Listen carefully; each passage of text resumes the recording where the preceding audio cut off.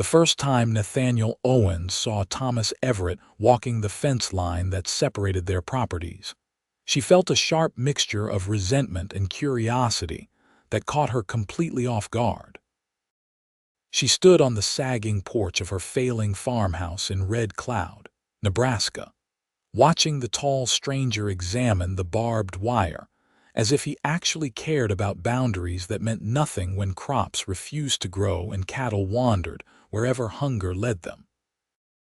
It was the spring of 1884, and Nathaniel had been a widow for 8 months, watching her husband's dream turn to dust beneath the relentless prairie sun. Thomas removed his hat when he noticed her watching, revealing dark hair that caught the morning light. Even from this distance, she could see the gesture was genuine, not the mocking courtesy some men offered women they considered failures. He raised one hand in greeting but did not approach, seemingly understanding that the distance between them represented more than just acres of stubborn earth.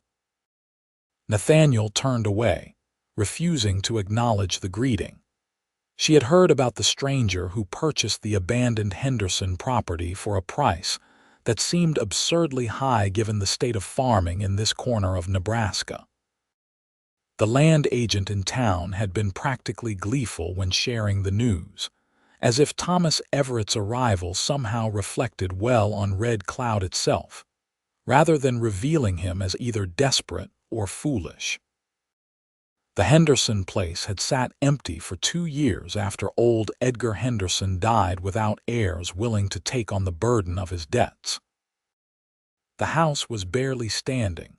The barn had lost half its roof to a tornado 3 summers back, and the soil had been worked so hard for so long that it seemed to have given up entirely on the notion of productivity.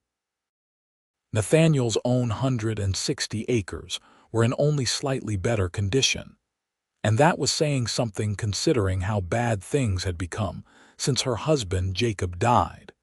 She walked back into the house, letting the screen door slam harder than necessary. Her daughter Rosemary looked up from the kitchen table, where she was working through arithmetic problems in a battered workbook. At 9 years old, Rosemary had her father's serious gray eyes and her mother's stubborn chin, a combination that simultaneously broke Nathaniel's heart and gave her reason to keep fighting when every practical consideration said she should sell and move back east to live with her sister in Philadelphia. "Who was that, Mama?" Rosemary asked, setting down her pencil. "The new neighbor, Mr. Everett." Nathaniel moved to the stove and stirred the pot of beans that would serve as both lunch and dinner. Breakfast had been cornmeal mush, same as always. "Nothing that concerns us." Papa used to say good neighbors were worth their weight in gold. Nathaniel felt the familiar tightness in her chest that came whenever Rosemary mentioned Jacob. "Your papa said a lot of things. Now finish your lessons before you need to help me with the fence repairs in the south pasture." The truth was that Nathaniel desperately needed help she could not afford and would not accept even if offered. The winter had been brutal, killing 3 of her remaining 8 cattle. The chickens were barely laying. The vegetable garden was struggling against some blight she could not identify, and the wheat she had managed to plant looked sickly and sparse.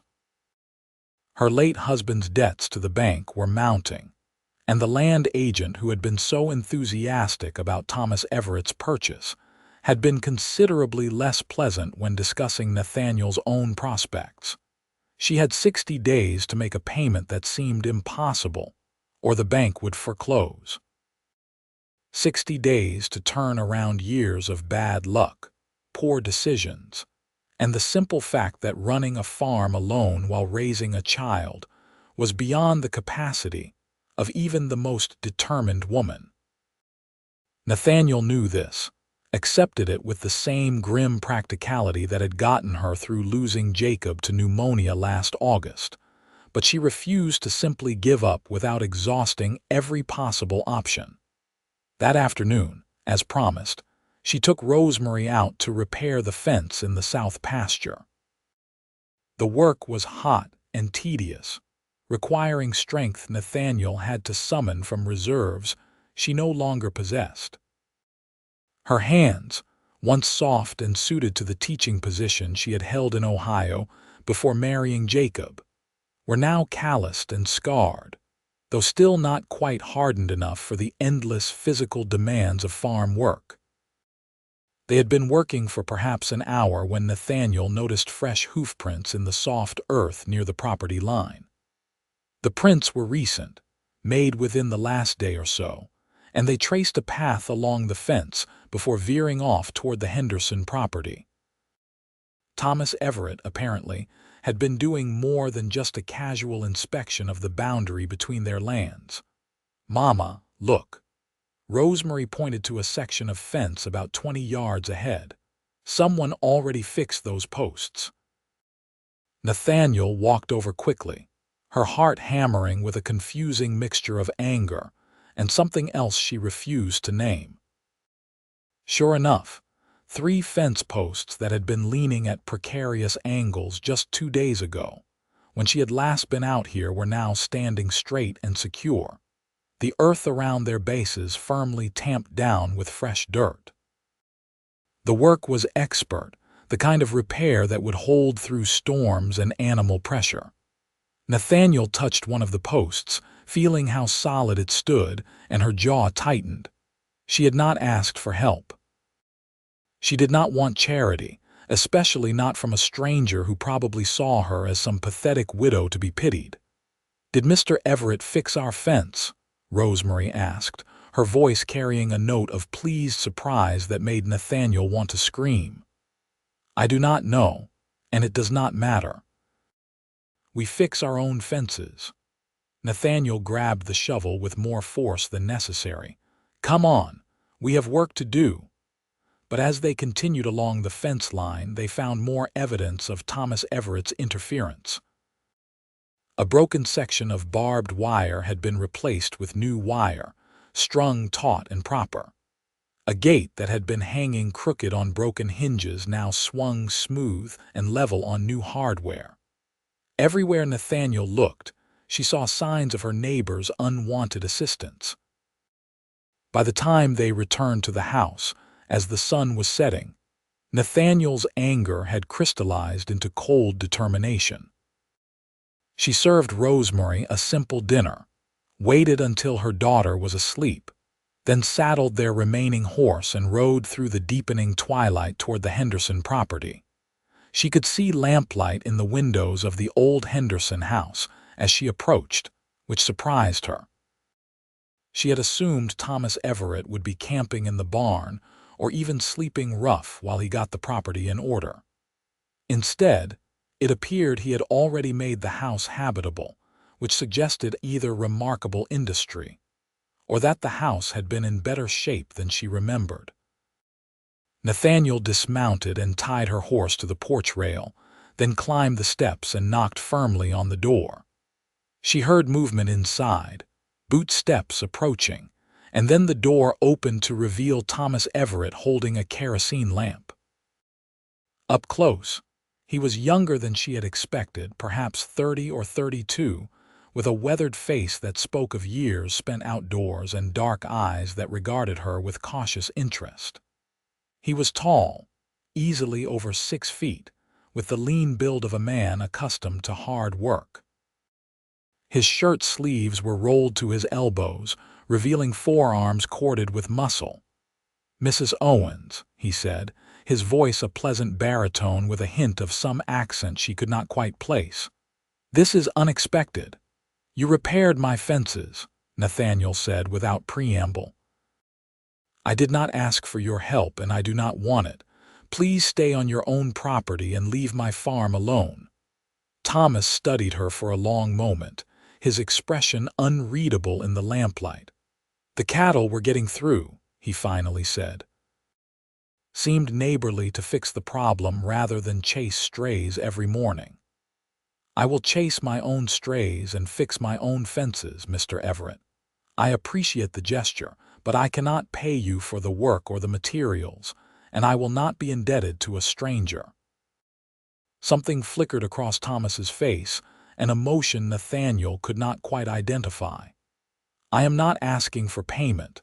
The fence benefits both our properties. Consider it an investment in good boundaries." "I know charity when I see it," Nathaniel said, her voice sharper than she intended. "I do not need anyone's pity."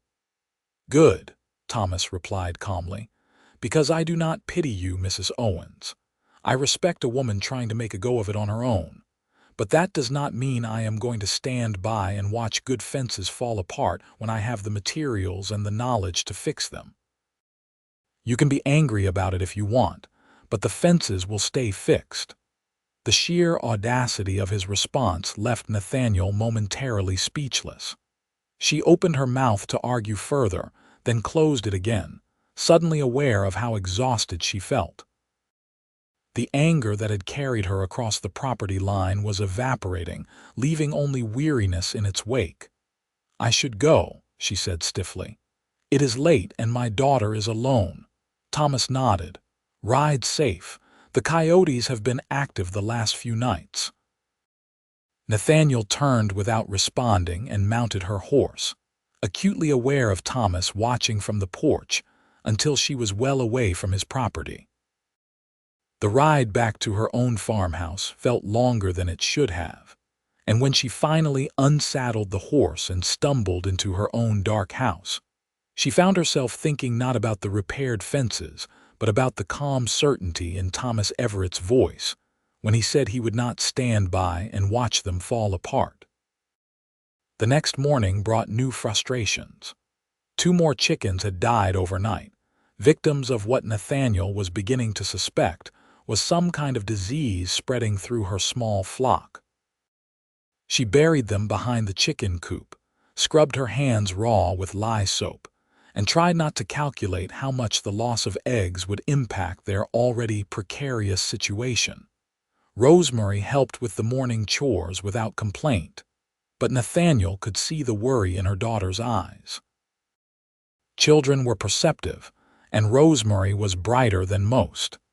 She knew things were bad, even if she did not understand the full extent of their troubles.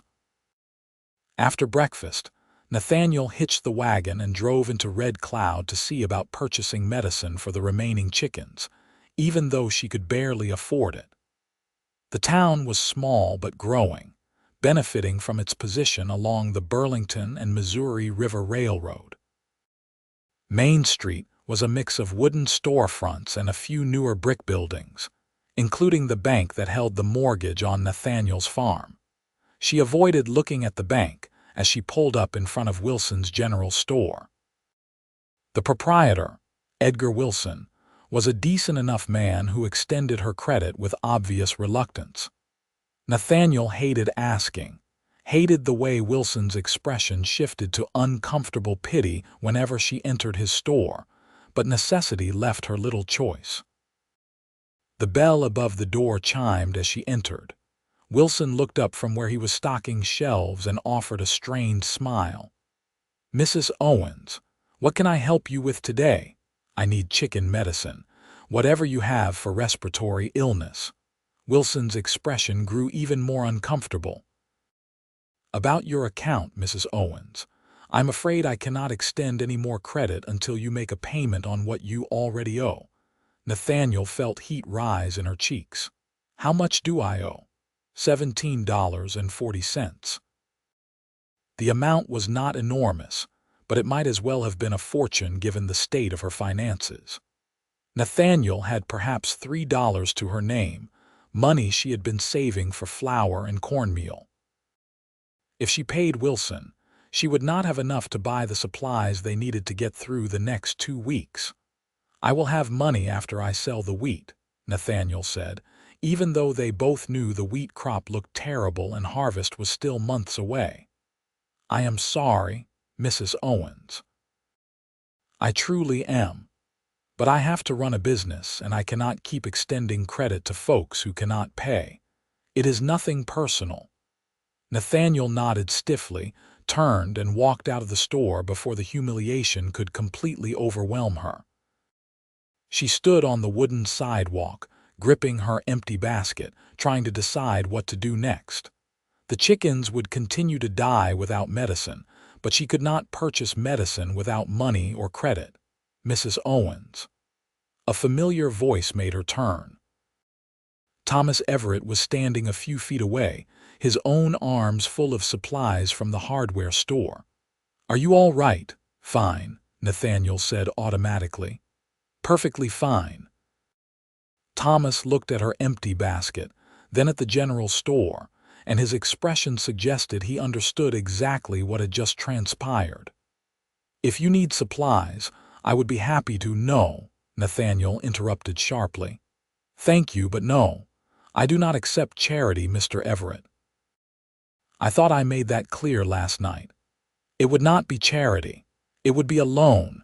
You could pay me back when your situation improves."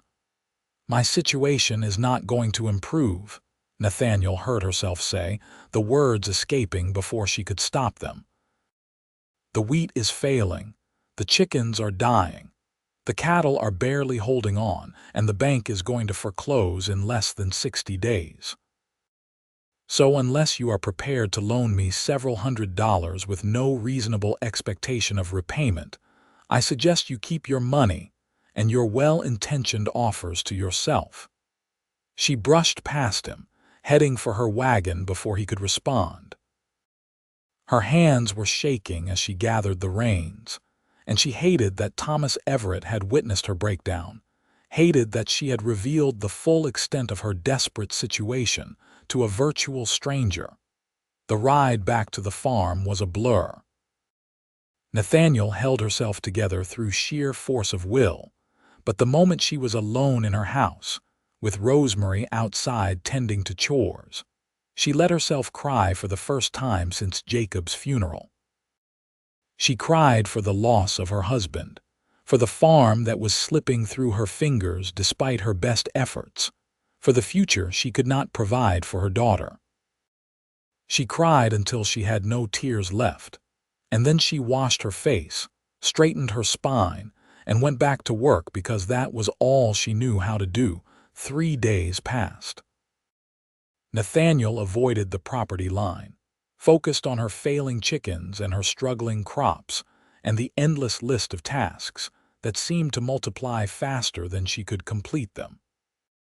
She did not see Thomas Everett, though sometimes at night she noticed lamplight in his windows and wondered what he was doing, what plans he had for his own property. On the 4th day, Nathaniel woke to find a package on her porch.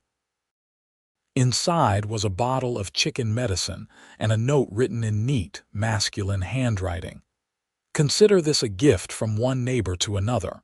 No debt, no obligation. I hope your flock recovers." Nathaniel's first instinct was to march over to the Henderson property and return the medicine, but practicality won out over pride. Her chickens needed help, and she could not let them die to preserve her dignity. She used the medicine as directed, and within a week, the sick chickens began to recover. The daily egg production improved, not dramatically, but enough to notice.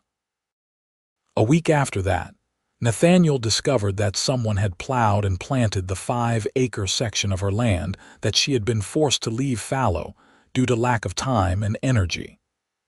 The furrows were straight and deep, the seed planted at perfect intervals.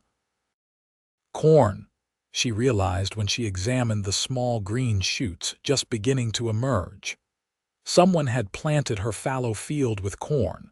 This time, she did not ride over to confront Thomas Everett. Instead, she stood at the edge of the newly planted field and felt something break loose inside her chest, some tight knot of fear and pride that had been choking her for months. She sat down right there in the dirt and cried again, but these tears were different. These tears felt like release. That evening, after Rosemary was asleep, Nathaniel sat at her kitchen table and wrote a letter. It took several attempts to get the words right, to strike the balance between gratitude and independence that she needed to maintain. Finally, she settled on simple honesty. "Mr. Everett, I am writing to acknowledge your continued assistance with my property. While I maintain that I did not ask for this help and cannot repay you in any monetary sense, I would be foolish not to recognize the impact your actions have had on my farm's prospects. The chicken medicine saved my flock. The planted corn may make the difference between keeping my land and losing it to foreclosure. I do not know why you are doing this, but I want you to know that I see it, and I am grateful, even if my pride makes it difficult to say so in person. If there is ever anything I can do in return, please let me know. Respectfully, Nathaniel Owens. She walked the letter over to his property in the fading twilight and left it wedged in his door. Then she returned home, feeling lighter than she had in months. The next day, she found a reply in her own door. Thomas's handwriting was as neat and careful as before. Mrs. Owens, you do not owe me anything. I am helping because I can and because it seems like the right thing to do. But if you truly want to return the favor, perhaps you could tell me what you know about farming in this area. I am new to Nebraska, and I could use advice from someone with experience. Would you be willing to share a meal and conversation? I am a decent cook, and I promise to keep things respectful and proper. Your neighbor, Thomas Everett. Nathaniel read the note 3 times, analyzing every word for hidden meaning or ulterior motive, but the request seemed genuine and reasonable. Thomas was asking for something she could actually provide. Knowledge. It was fair exchange, not charity. She wrote back accepting the invitation for the following Sunday, then spent the next few days second-guessing her decision and changing her mind a dozen times. But when Sunday arrived, she put on her best dress, arranged for her daughter to spend the afternoon with a friend in town, and walked across the property line to the Henderson place with a basket of fresh bread she had baked that morning. Thomas met her on the porch, and she was struck again by how different he looked from most of the weathered farmers and cowboys she knew in Red Cloud. He was clean and neatly dressed in dark trousers and a white shirt, his hair recently cut, his face freshly shaved. He looked, she thought, like a man making an effort. "Mrs. Owens," he said, taking the basket from her hands, "thank you for coming, and thank you for the bread. It smells wonderful." "Thank you for the invitation," Nathaniel replied, suddenly nervous in a way she had not anticipated. Thomas led her inside, and Nathaniel was surprised by how much work he had accomplished in such a short time.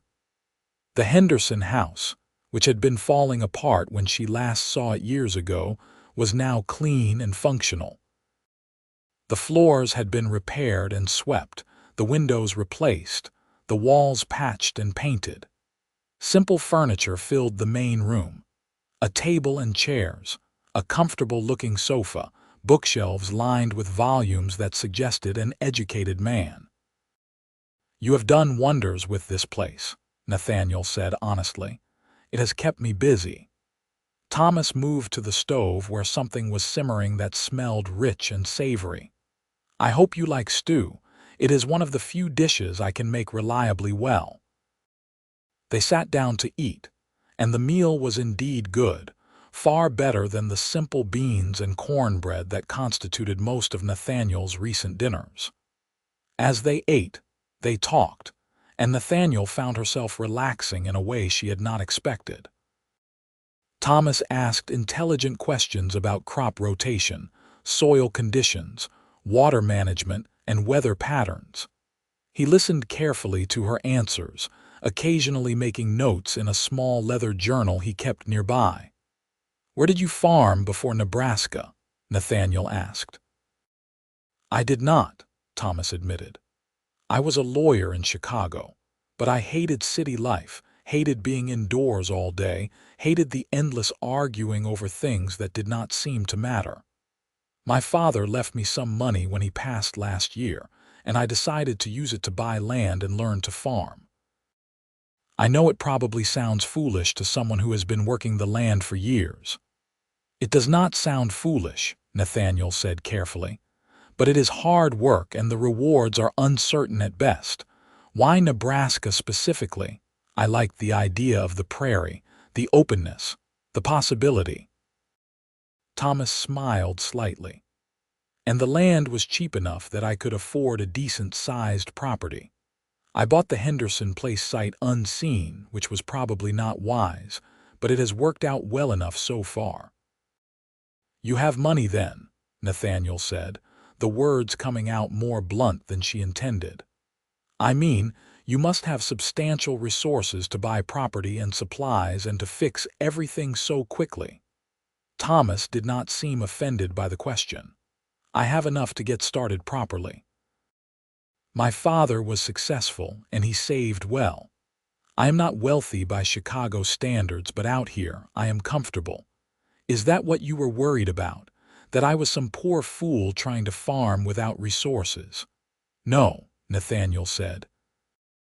I was worried that you were helping me out of pity because you saw me as a pathetic widow who could not manage on her own. I see you as a capable woman managing an impossible situation, Thomas replied. There is a difference. They looked at each other across the table, and Nathaniel felt something shift in the air between them, some acknowledgement of mutual respect and understanding that had not been there before. She realized with some surprise that she liked Thomas Everett, genuinely liked him in a way that had nothing to do with his help or his resources. The afternoon stretched into evening as they continued to talk. Thomas shared stories about his life in Chicago, about the suffocating expectations of his family, and his growing realization that he was living someone else's dream rather than his own. Nathaniel found herself talking about Jacob, about falling in love with a dreamer who convinced her to leave her teaching position and move west, about the harsh reality of farming and the way dreams could wither as quickly as crops in a drought. You regret it? Thomas asked. Coming west, marrying him, all of it. Nathaniel considered the question seriously. I regret that he died. I regret that Rosemary lost her father so young, but I do not regret the years we had together, even when they were hard. And I do not regret learning that I am stronger than I ever thought possible. I just wish the strength was enough to actually save the farm. What if it could be? Thomas leaned forward slightly. What if there was a way to make your farm profitable again? There is not, Nathaniel said flatly. I have thought through every option. The soil is exhausted. I do not have money for proper fertilizer or equipment, and I do not have the labor to manage everything that needs to be done. Even if the crops do well, which they will not, I cannot make enough before the bank forecloses. What if we combined our resources? Thomas said carefully. Not in a way that would compromise your independence, but as genuine partners. I have money and physical strength but no knowledge. You have knowledge and experience but limited resources. Together, we might be able to make both properties succeed. Nathaniel shook her head. I cannot accept that kind of help. It would be too much, and I would have no way to repay you. I am not asking for repayment. I am proposing a partnership. You teach me how to farm properly, help me avoid the mistakes that cost time and money. And in return, I provide labor and materials to help both our properties thrive. We could share equipment, coordinate planting and harvest, help each other with major projects. It would benefit us both. People would talk, Nathaniel said. A widow and a single man working closely together. You know how small towns are. Then let them talk, Thomas replied. I am more concerned with saving your farm than with small-minded gossip, but I understand if that matters to you. Nathaniel sat back, her mind racing through implications and possibilities. What Thomas was proposing made practical sense, but it also meant accepting a level of help that went far beyond neighborly assistance. It meant acknowledging that she could not do this alone, that she needed him, and that admission felt both terrifying and oddly liberating. "Can I think about it?" she finally asked. "Of course. Take all the time you need." Thomas stood and began clearing the dishes. "But while you are thinking, remember that there is no shame in accepting help when it is freely offered. Sometimes the bravest thing we can do is let someone else carry part of the burden." Nathaniel helped him wash the dishes, and as they worked side by side in the simple domesticity of the task, she felt something warm and unfamiliar stirring in her chest. It was not until she was walking home under a sky full of stars that she recognized the feeling as hope. The next few weeks brought a subtle shift in the relationship between the two properties. Nathaniel did not formally accept Thomas's partnership proposal, but she also did not refuse it. Instead, they fell into a pattern of cooperation that felt natural and unforced. Thomas would appear in her fields at dawn, ready to help with whatever needed doing, and Nathaniel would direct his efforts while explaining the reasoning behind each task. In return, Thomas shared his resources freely, bringing over tools and supplies as needed, never making a show of his generosity. Rosemary took to Thomas immediately, charmed by his patient answers to her endless questions and his willingness to let her help with projects that most adults would have dismissed as too complicated for a 9-year-old. Nathaniel watched them together, saw the easy affection developing between them, and felt her resistance to Thomas's presence gradually eroding. One afternoon in late May, Thomas arrived at Nathaniel's farm driving a wagon loaded with lumber. "I thought we could repair your barn roof," he said when she came out to see what he wanted, "before the summer storms hit and cause more damage." "Thomas, that is too much," Nathaniel protested. "The lumber alone must have cost a fortune. I got a good price at the mill." They were overstocked and willing to deal. Thomas began unloading the wood. "Besides, a sound barn benefits both of us. If your animals are properly sheltered, they will be healthier and more productive, which means you will be more successful, which means I will have a competent neighbor teaching me how to avoid disaster. It is pure self-interest on my part." Nathaniel could not help smiling at his logic. "You are a terrible liar, Mr. Everett, Thomas," he corrected gently. "I think we have moved past formalities, do not you?" "Thomas," Nathaniel repeated, the name feeling strange and intimate on her tongue. "And you may call me Nathaniel, though I suppose you already knew that." They spent the next 3 days repairing the barn roof. Thomas did most of the heavy work, climbing around on the rafters with an ease that suggested he was more athletic than his lawyer background implied, while Nathaniel handed up supplies and supervised. Rosemary helped when she was not at school, delighted to be included in such an important project. Working together in the close confines of the barn, Nathaniel became increasingly aware of Thomas in ways that had nothing to do with farming or partnership. She noticed the way his shirt pulled across his shoulders when he reached overhead, the quiet competence of his movements, the warm timbre of his laugh when Rosemary said something amusing. She noticed, and she felt guilty for noticing, as if awareness of Thomas as a man rather than simply a helpful neighbor constituted some betrayal of Jacob's memory. On the third evening, after Rosemary had gone to bed, Nathaniel and Thomas sat on the porch steps, exhausted and satisfied with their progress. The barn roof was complete and solid, ready to withstand whatever weather the Nebraska summer might bring. "Thank you," Nathaniel said quietly, "for all of this. I know I keep saying I do not want charity, but the truth is, without your help, I would have lost everything by now, so thank you."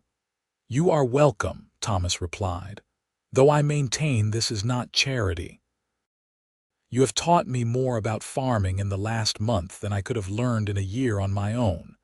That has real value. Still, You could have hired someone to teach you for far less than you have spent helping me." Thomas was quiet for a moment, looking out across the darkening fields. "Can I be honest with you, Nathaniel? Always. When I bought the Henderson place, I was running away from a life that was suffocating me. I did not have a clear plan beyond wanting to be somewhere different, doing something that mattered. And then I arrived and met you, and I saw someone fighting with everything she had to hold onto her home and her dignity. And I realized that was what I wanted. Not just to farm, but to matter to someone, to make a difference in a real and tangible way." He turned to look at her, his expression serious in the twilight. "Helping you has given me a purpose I did not have before. So truly, you have given me as much as I have given you, maybe more." Nathaniel's throat tightened with emotion. "I do not know what to say." "You do not have to say anything." Thomas stood, preparing to leave. "I just wanted you to know that this is not some burden I am carrying out of obligation. It is a choice I make every day because it makes me happy." After he left, Nathaniel sat on the porch for a long time, thinking about purpose and happiness and the unexpected ways that life could change. She thought about Jacob, about the love they had shared and the dreams they had built together. And she thought about Thomas, about the quiet strength he brought to her life and the way her heart had started beating differently when he was near. She was not ready to call it love. It was too soon, too complicated, too frightening. But she could no longer deny that it was something, some connection that went deeper than simple neighborly cooperation.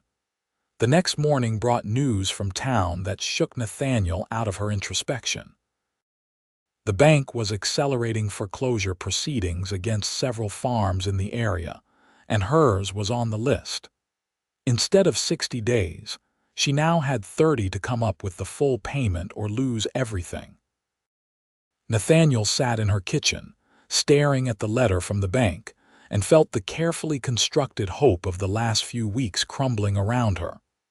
30 days was not enough time. Even with Thomas's help, even with the corn he had planted and the improvements they had made, 30 days was simply not enough. She must have looked as devastated as she felt because, when Thomas arrived later that morning, he took one look at her face and immediately asked what was wrong. Nathaniel handed him the letter without speaking. Thomas read it quickly, his jaw tightening.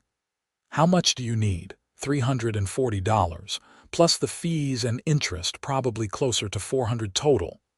"I can loan you the money." "No," Nathaniel said automatically. "Thomas, that is too much. I could never pay you back." "Then do not pay me back. Consider it an investment in our partnership." "It is not a partnership if only one person is contributing resources." Nathaniel felt tears of frustration burning in her eyes. "Do not you understand? I have nothing to offer you, nothing that justifies this level of generosity. You would be throwing your money away on a farm that may never be profitable, on a woman who may never be able to repay the debt." Thomas set down the letter and took Nathaniel's hands in his, the gesture stopping her words more effectively than any argument. "Listen to me. I am not throwing money away. I am investing in something I believe in. I believe this farm can succeed with proper resources and management. I believe you are one of the smartest, most determined people I have ever met, and I believe that helping you is the best use of my father's money I could possibly imagine." "Why?" Nathaniel whispered. "Why do you care so much?" Thomas looked at her with an intensity that made her breath catch. "Because somewhere between fixing fences and planting corn and repairing your barn roof, I started falling in love with you. And I know it is too soon, and I know you are still grieving your husband, and I know this is probably the worst possible time to say this, but I cannot let you lose everything without telling you the truth. I am in love with you, Nathaniel. And whether you can ever return those feelings or not, I want to help you save your farm. Nathaniel pulled her hands free, standing up so quickly her chair nearly tipped over. "You cannot say things like that." "Why not? It is the truth." "Because I cannot handle it right now. Because my whole world is falling apart, and I do not have the emotional capacity to deal with someone being in love with me." Nathaniel pressed her hands to her face, trying to slow her racing heart. "Jacob has only been dead 8 months.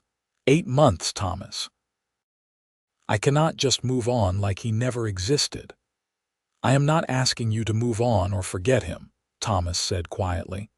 "I am just telling you how I feel. What you do with that information is entirely up to you, but my offer to help with the bank payment stands regardless. This is not some attempt to buy your affection or obligate you to me. This is me helping someone I care about who is in trouble." Nathaniel shook her head, unable to form coherent words through the storm of emotions battering her. Fear, anger, grief, and beneath it all, a terrifying spark of something that might have been reciprocal feeling, all tangled together until she could not separate one from another. "Please go," she finally managed. "I need to think." Thomas nodded and left without argument, and Nathaniel spent the rest of the day in a state of numb confusion. She went through the motions of her chores, but her mind was elsewhere, replaying Thomas's words over and over, analyzing her own reactions, trying to understand what she actually felt beneath the panic. That evening, after Rosemary was asleep, Nathaniel sat at the kitchen table and made herself consider the situation logically. She had 30 days to save her farm. Without help, she would definitely lose it. With Thomas's help, she might be able to keep it. The question was whether she could accept that help, knowing how he felt about her, and knowing that somewhere deep inside, despite her grief and fear and the guilt that came with any thought of moving forward, she might be starting to feel the same way. She thought about Jacob, about the kind of man he had been.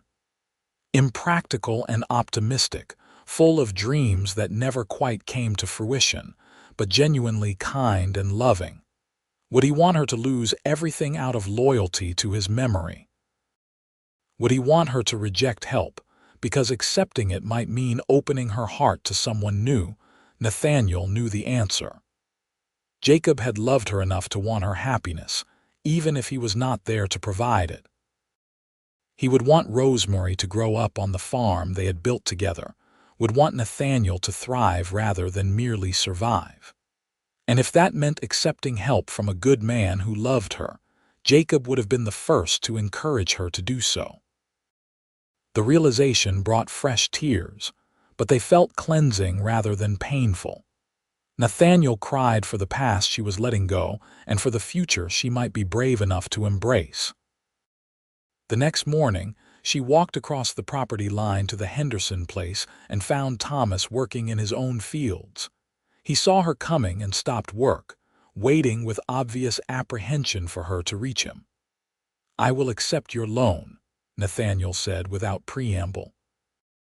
"But I want to formalize it with a proper contract. I will pay you back with interest, even if it takes years. This needs to be a legitimate business arrangement, not charity disguised as friendship." Relief washed over Thomas's face. "Of course, whatever terms make you comfortable." "And about what you said yesterday." Nathaniel took a deep breath, forcing herself to meet his eyes. "I am not ready for courtship or romance or anything like that. I am still grieving Jacob, and I need time to sort through my feelings. But I cannot deny that you have become important to me. I value your friendship and your help, and maybe, eventually, there could be something more. I just need you to be patient with me." Thomas nodded slowly. "I can be patient. Take all the time you need." "Thank you," Nathaniel said quietly, "for understanding and for everything else." They went into town together that afternoon and formalized the loan with proper legal documents that Thomas drew up himself, his lawyer training coming in handy for ensuring everything was clear and fair. The bank was surprised but accepted the payment without question, and Nathaniel walked out of the building feeling like she could breathe properly for the first time in months. Over the next few weeks, the farms began to transform. With the immediate threat of foreclosure removed, Nathaniel could focus on actual farming rather than just desperate survival. Thomas's resources combined with Nathaniel's knowledge proved to be exactly the partnership he had predicted. They purchased quality fertilizer for the exhausted soil, repaired and maintained equipment properly, coordinated their planting to maximize efficiency, and worked together on projects that benefited both properties. The corn Thomas had planted in Nathaniel's fallow field grew tall and healthy. The wheat, supplemented with proper nutrients, began to look more promising. The cattle gained weight on improved pasture, and the chickens, recovered from their illness, laid eggs with reliable abundance. Rosemary flourished under the new stability, her natural intelligence finding outlet in helping manage the increasingly complex farm operations. She adored Thomas, following him around whenever he was working, absorbing information about everything from crop science to carpentry. Watching them together, Nathaniel felt the last of her resistance beginning to crumble. One evening in early July, Thomas invited Nathaniel and Rosemary to dinner at his place. He had been practicing his cooking, he claimed, and wanted their honest assessment of his progress. The meal was simple but good, and afterward they sat on Thomas's porch watching the sun set over the prairie in spectacular shades of orange and gold.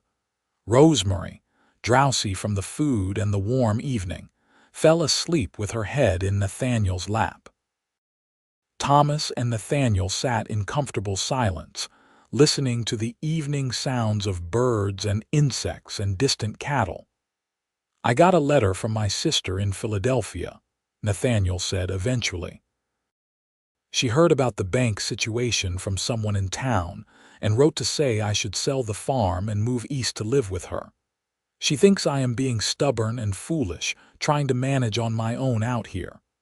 "What did you tell her?" "I have not replied yet.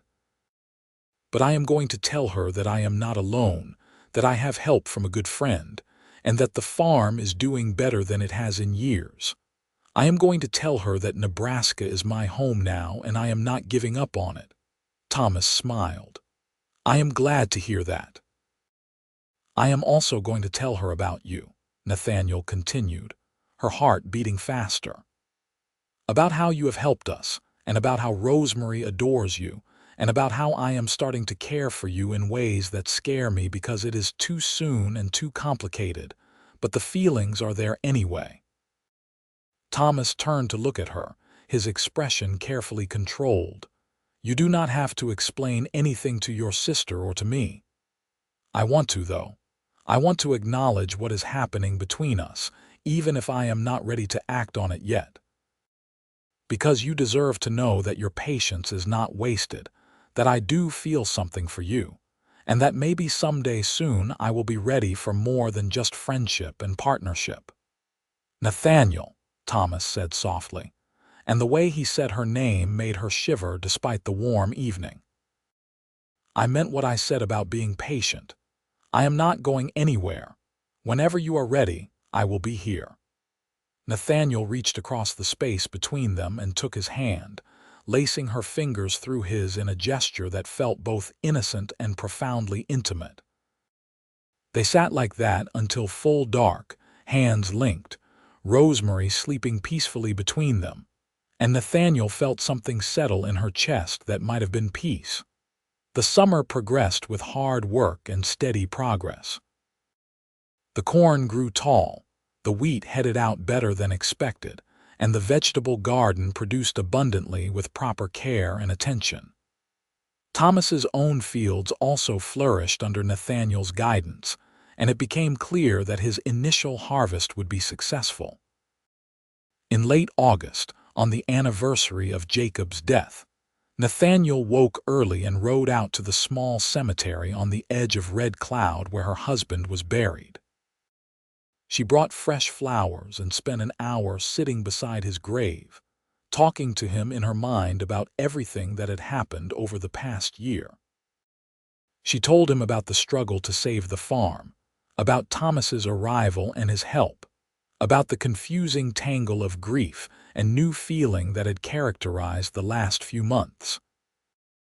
She told him about Rosemary and how much their daughter had grown, about the good harvest they were expecting, about the future that was starting to look possible again. And she said goodbye.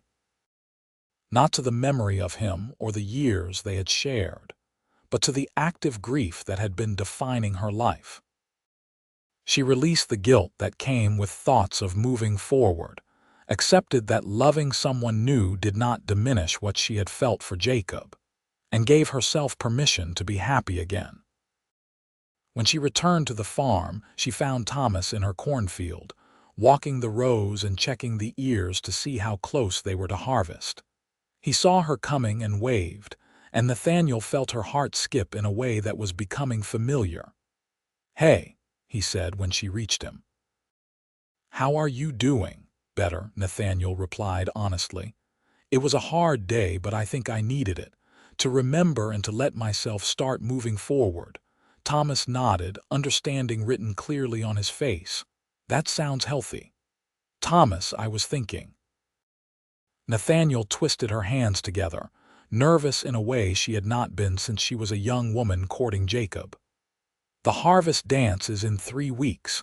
I was wondering if you might want to attend together, officially, as more than just friends." Thomas's face lit up with a smile that transformed his usually serious expression. "I would like that very much. I should warn you, attending the dance together will definitely start talk in town. Everyone will assume we are courting."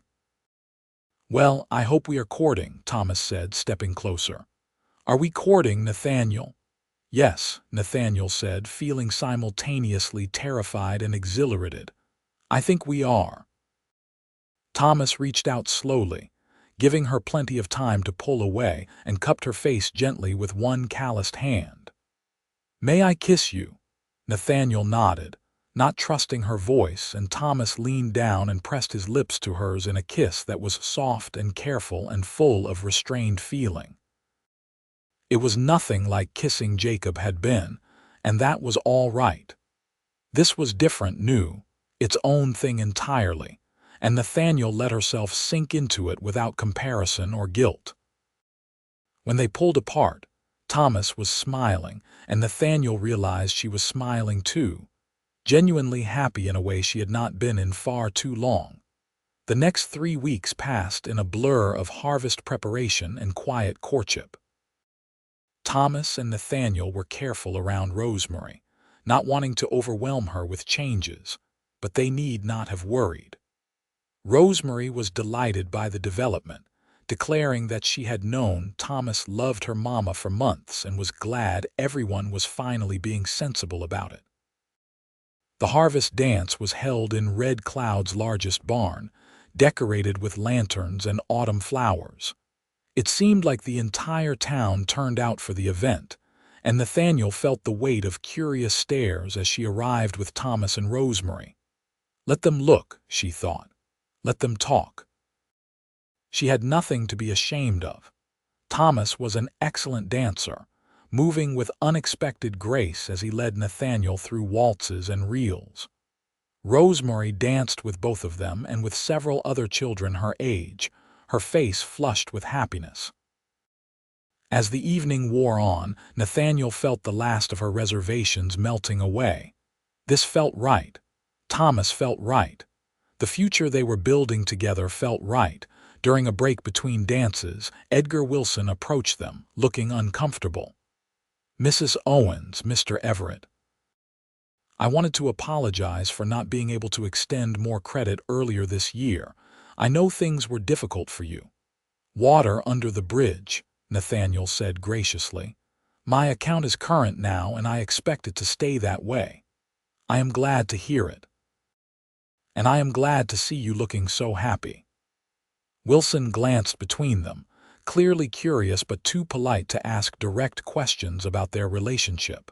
After he moved away, Thomas leaned close and murmured in Nathaniel's ear, "Half the town is trying to figure out if they should congratulate us or scandalize us."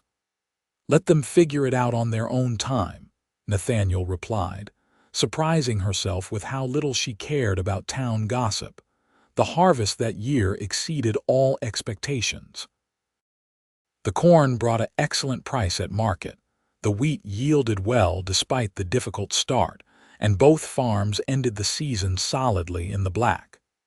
Nathaniel was able to make a substantial payment toward her loan to Thomas, and still have money left over for improvements and savings. As autumn turned to winter, Thomas and Nathaniel's courtship deepened. They were careful to maintain propriety, conscious of Rosemary and town opinion, but they spent increasing amounts of time together, planning for the next growing season and dreaming about the future. One snowy evening in December, Thomas came to dinner and stayed late talking after Rosemary had gone to bed. As he was preparing to leave, he turned to Nathaniel with an expression of nervous determination. "I have something to ask you," he said. "And I know it has not been very long since we started officially courting, so if you want to say no or ask me to wait, I will understand completely." Nathaniel's heart started pounding. "What is it?" Thomas reached into his pocket and pulled out a small velvet box. "Nathaniel Owens, would you do me the honor of becoming my wife? I love you, and I love Rosemary, and I want to build a life with both of you. I want to officially combine our farms and our futures. I want to wake up next to you every morning and work beside you every day and fall asleep knowing that we are facing everything together. I am not trying to replace Jacob or take anything away from what you had with him. I am just asking you to let me be part of your future." Nathaniel felt tears sliding down her cheeks, but they were happy tears, joyful tears. "Yes," she said. "Yes, Thomas, I will marry you." Thomas slipped the ring onto her finger, a simple gold band with a small diamond that caught the lamplight. And then he pulled her into his arms and kissed her with a passion that had been restrained throughout their careful courtship. Nathaniel kissed him back, pouring all her love and hope and gratitude into the embrace. They decided on a spring wedding, wanting to give themselves time to plan properly and to let Rosemary adjust to the idea of Thomas becoming her stepfather. Not that adjustment seemed necessary. Rosemary was thrilled by the engagement, immediately making plans for the wedding and talking excitedly about having a father again. The winter months were spent in happy preparation.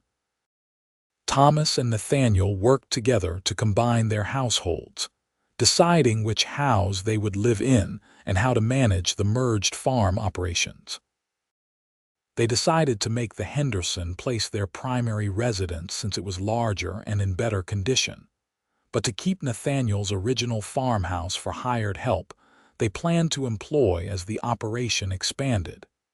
In March, Nathaniel received a letter from her sister in Philadelphia. To her surprise, it was not critical but supportive. Her sister wrote that she was happy Nathaniel had found love again, that she sounded more at peace than she had in years, and that she was enclosing a generous gift of money to help with wedding expenses or farm improvements, whichever was needed. The wedding took place on a beautiful Saturday in April 1885, held in Red Cloud's small church with the entire town invited. Nathaniel wore a dress of soft blue wool that Thomas said made her eyes look like the summer sky. Rosemary served as her attendant, beaming with pride. Thomas stood at the altar looking nervous and happy and so handsome that Nathaniel felt her breath catch. The ceremony was simple and moving. When the minister pronounced them husband and wife, Thomas kissed Nathaniel with such tenderness that several women in the congregation wiped away tears. At the reception afterward, held in the same barn where they had danced together at the harvest celebration, The entire community celebrated with food and music and genuine goodwill. As Nathaniel danced with her new husband, she looked around at the smiling faces of her neighbors, at Rosemary laughing with friends, at the life she had built from the ashes of grief and failure, and felt overwhelmed with gratitude. She had nearly lost everything, had been so close to giving up, and then Thomas had arrived and helped her find her way back to hope. "What are you thinking?" Thomas asked, pulling her closer as they swayed to the music. "That I am incredibly lucky," Nathaniel replied. "That you came into my life exactly when I needed you most." "I am the lucky one," Thomas said. "I was lost when I came here, running away from a life that was not mine. And then I found you, and suddenly I had a purpose and a home and a family. You gave me everything that matters, Nathaniel." They kissed, and the gathered crowd cheered, and Nathaniel laughed with pure joy. The first year of their marriage was marked by hard work and steady growth. The combined farm flourished under their joint management. They hired 2 additional workers, young men from town looking for steady employment, which allowed them to expand their operations significantly. They purchased more cattle, planted additional crops, and made improvements to both properties that increased efficiency and productivity. But more than the material success, that first year was defined by the deepening love between Thomas and Nathaniel. They learned each other's rhythms and habits, discovered how to work together seamlessly, and built a partnership that was both romantic and practical. Thomas was an attentive husband, thoughtful and affectionate, and Nathaniel found herself falling more in love with him with each passing day. Rosemary thrived in their expanded family. Thomas adopted her legally that summer, giving her his name and all the rights and security that came with it. Rosemary started calling him Papa without any prompting, and the first time Thomas heard it, Nathaniel saw tears in his eyes. In the fall, Nathaniel discovered she was pregnant. The news filled her with complicated emotions. She was happy, genuinely excited about having another child, but she also felt a pang of sadness that this baby would never know Jacob, that this marked a definitive moving forward into a life completely separate from her first marriage. Thomas found her crying one evening and held her while she worked through the tangle of feelings. "It is all right to feel sad," he said gently. "You can be happy about our baby and still grieve that Jacob is not here to know Rosemary as she grows up. Feelings do not cancel each other out." His understanding made Nathaniel love him even more. She realized that Thomas never tried to compete with Jacob's memory, never seemed threatened by her past. He accepted all of her, including the parts that still mourned what she had lost, and that acceptance was one of the greatest gifts he could have given her. Their son was born in May of 1886, a healthy baby boy with dark hair like his father and a set of lungs that announced his arrival to the entire county. They named him Jacob Thomas Everett, honoring both the past and the present, and Nathaniel cried happy tears as she held him for the first time. Rosemary was a devoted big sister, constantly wanting to hold the baby and help with his care. Thomas was an excellent father, patient and gentle, walking the floor with Jacob during fussy nights and changing diapers without complaint. Watching him with their son, Nathaniel felt her heart swell with love. The farm continued to prosper. By their second anniversary, they had paid off all remaining debts and were putting money into savings for the first time. They were not wealthy, but they were comfortable and secure, with a thriving operation that showed every sign of continued success. One evening in the summer of 1887, as they sat on the porch watching Rosemary play with 2-year-old Jacob in the yard, Thomas took Nathaniel's hand and said, "Do you remember when I first arrived, and you told me your situation was hopeless? I remember thinking you were either very foolish or very kind," Nathaniel replied, smiling at the memory. "I want you to know that every moment of the last 3 years has been the happiest of my life.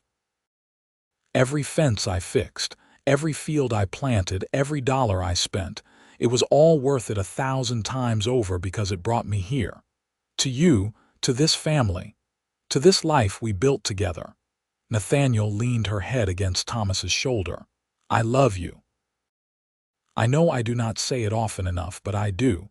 I love you so much it sometimes scares me." "Why does it scare you?" "Because I lost Jacob, and I know how much it hurts to lose someone you love. The idea of ever losing you is terrifying." Thomas kissed the top of her head. "We will have many years together, Nathaniel. We will grow old on this farm, watch our children grow up, maybe have grandchildren someday. We will have a long, happy life together. I am certain of it." And he was right. As the years passed, their family and farm continued to flourish. Rosemary grew into a smart, capable young woman who eventually married a kind rancher from the next county and started her own family. Jacob was joined by 2 more siblings, a daughter they named Sarah in 1889 and another son named William in 1892. The farm expanded to include over 500 acres of productive land, making them one of the most successful operations in the region. Through it all, Thomas and Nathaniel remained devoted partners and lovers. They faced challenges together, the inevitable droughts and hard winters and market fluctuations that came with farming, but they faced them as a team. They celebrated successes together, took joy in their children and eventually grandchildren, and built a life that honored both the past and the present. On their 20th wedding anniversary, surrounded by their 4 children and 3 grandchildren, Thomas stood up at the family dinner and raised his glass. 20 years ago, I bought land next to a widow's failing farm. I told myself I was just being a good neighbor when I helped fix her fences and plant her fields.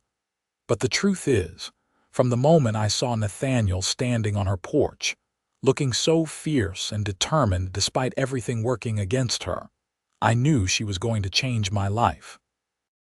I just did not know how completely or how beautifully.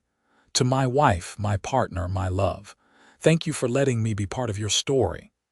Nathaniel wiped away tears as she stood to respond. "Thank you for seeing me when I was at my lowest and choosing to help rather than judge. Thank you for your patience while I learned to love again. Thank you for being an amazing husband and father. Thank you for every fence you fixed and every field you planted and every moment of kindness you showed me. My life began again the day you arrived, and every day since has been a gift." They kissed, and their children groaned good-naturedly while the grandchildren giggled. And Nathaniel looked around at the family and life they had built and felt nothing but profound gratitude. As the evening wound down and their children took their own families home, Thomas and Nathaniel sat together on the porch where they had shared so many quiet moments over the years.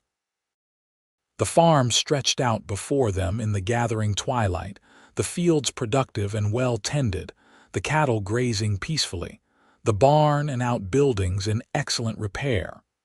"We did it," Nathaniel said softly. "We took 2 failing farms and turned them into this." "You did it," Thomas corrected. "You were the one who refused to give up, who kept fighting even when everything seemed hopeless. I just gave you the resources to let your strength and knowledge shine." Nathaniel shook her head. "We did it together. That is what matters, together." Thomas pulled her close, and they sat in comfortable silence as the stars began to appear overhead. Nathaniel thought about the frightened, grieving widow she had been when Thomas first arrived, about how lost and hopeless she had felt. She thought about Thomas's quiet help, his patient love, his unwavering support.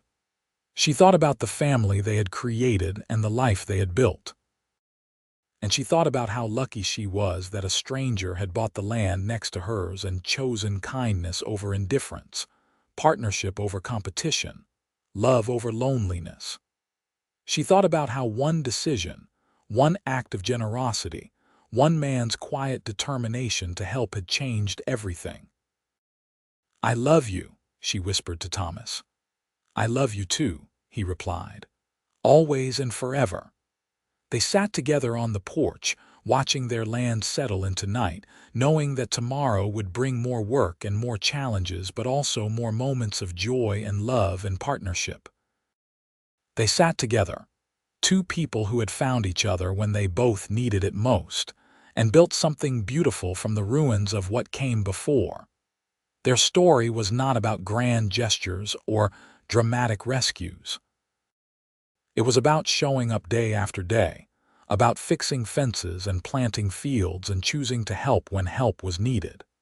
It was about patience and understanding and love that grew slowly and deeply over time. It was about partnership in the truest sense, two people making each other stronger and better than they could ever be alone. As the years continued to pass, Thomas and Nathaniel grew old together on the farm they had saved and built.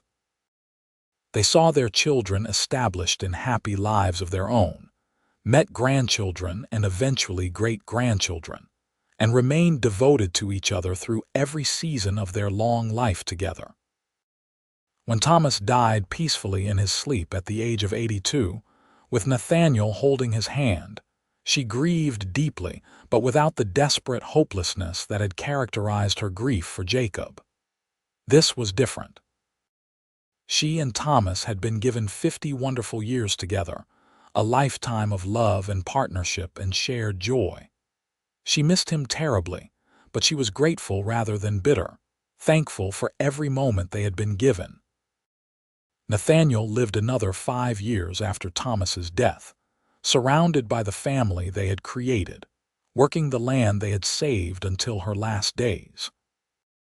When she passed quietly in her sleep at 87, she was laid to rest next to Thomas in the Red Cloud Cemetery, their headstones side by side overlooking the prairie they had loved. Their farm remained in the family for generations, a testament to what could be built when two people chose love and partnership over pride and isolation. The story of how Thomas Everett bought land next to a widow's failing farm and quietly helped her succeed became a family legend, passed down through the years as an example of the power of kindness, patience, and love. And if sometimes, when the wind blew just right across the Nebraska prairie, people claimed they could hear laughter from the old farmhouse, or see two figures walking hand in hand through the fields at twilight, well, that was just the land remembering the love story it had witnessed, the partnership it had nurtured, and the family it had sustained for so many beautiful years.